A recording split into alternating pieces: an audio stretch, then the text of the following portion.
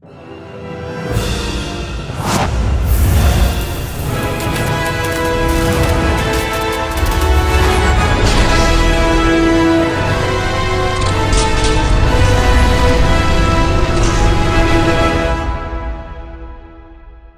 going on, everybody? Welcome back to another video, and in today's video we're going to be talking about a brand new movie coming out called Blaze.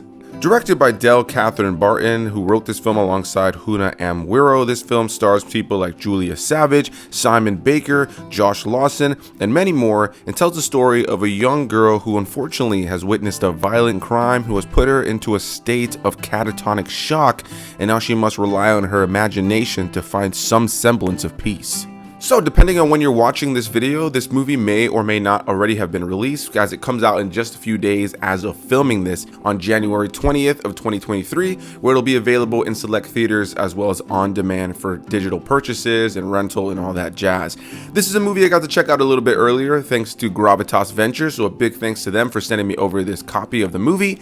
And this is a movie, I'll say right out of the gate, that I almost wanted to like way more than I did. The more I was watching it, I kept thinking this is just so artistic, unique, and different, and has its own energy, and I really wanted to enjoy this film. You also have Jeremy Rouse giving really great cinematography here, and I'll start this off by saying that I felt visually the film was really well made. There's a lot of really great practical effects, makeup, costume design, lighting, camera work across the board that gives this film its own identity, and visually it was one of my favorite things about this movie.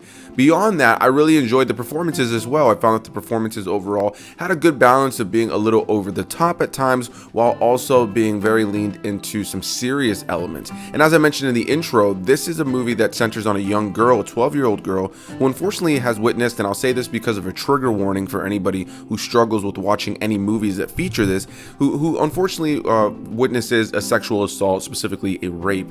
And so in this situation, she's watched this situation. Now she has to kind of deal with kind of the unfortunate side effects of having seen something like this. She's dealing with a lot of almost survivor's guilt from having witnessed it. She didn't call out for help. She witnessed this, but she just kind of stood there and saw it. And over the course of the film, our main character, Blaze, must lean into her imagination to kind of find some new peace and to find a renewal in life. And over the course of the film, you have her and her father, who's really struggling to connect with her now because she's gone through this traumatic incident and has seen this traumatic incident, and really feels like he doesn't know what's going on with his daughter. And again, trigger warning if this is something that seems like it'd be heavy for you to watch and something that maybe you've experienced or somebody close to you has experienced. I can see this movie being a heavy watch for many people. But by the time I got to the end of the movie, I unfortunately felt like the overall themes of trauma and things like that were unfortunately slightly undercut by the over-the-top imagery and insanity that this film is layered with.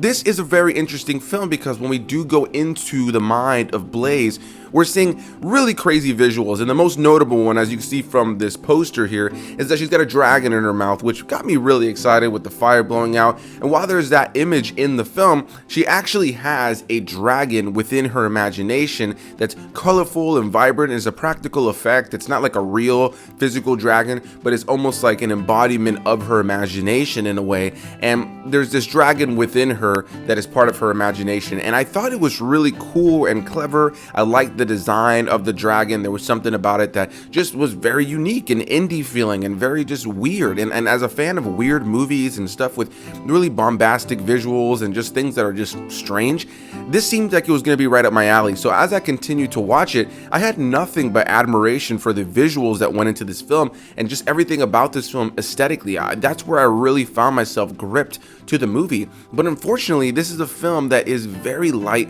on dialogue. It's a film that's very light on character work, and it's more just about watching this young girl go through her imagination. And in a way, it almost felt like a movie that would have worked far better as a 20-minute short film that is allowed to kind of go weird with a little bit of the imagination stuff, and then, kind of lean heavier into the heavy trauma stuff, because I found that this film, after a while, just felt like a whole hodgepodge of a bunch of crazy, really over-the-top visuals as we're in this girl's mind, but I never really felt connected to the characters. I never really felt connected to the themes and what's going on here. And while I'm able to sit here and talk about it in the way that I am, as far as recognizing that this is a film about trauma, this is a film about, you know, not only the people who are involved in assaults and in crimes, but also the people who sometimes are around these crimes and how it affects them.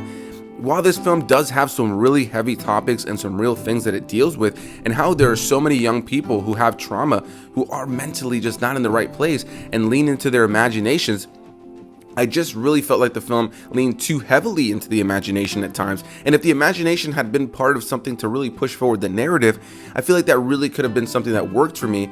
But overall, I really felt like this film didn't have much of a narrative for me to really latch onto. A lot of it is just ambient noise and visuals and some strange music. And there are huge sections of the film where you have characters speaking to our main character Blaze or around our main character Blaze, and to kind of showcase to the audience how she's kind of disconnected from everything, the audio would be muffled and muddled, so you can't really hear what the characters are always saying, which I thought was a clever and interesting approach to showing us a character that's more in their own head than they are in the world. And I liked it for a little bit, but after a certain point you feel like you really aren't ingesting much of a story, you're not ingesting much of a character, you're not ingesting much of anything really. And by the time I got to the end of the movie, unfortunately this film just had me a little bit bored. I felt the runtime, I kept checking how much more time I had, because there were just huge segments of this film where I'm just like, okay, I like the visuals here inside of Blaze's mind, I like this imagination, I like the idea of this young girl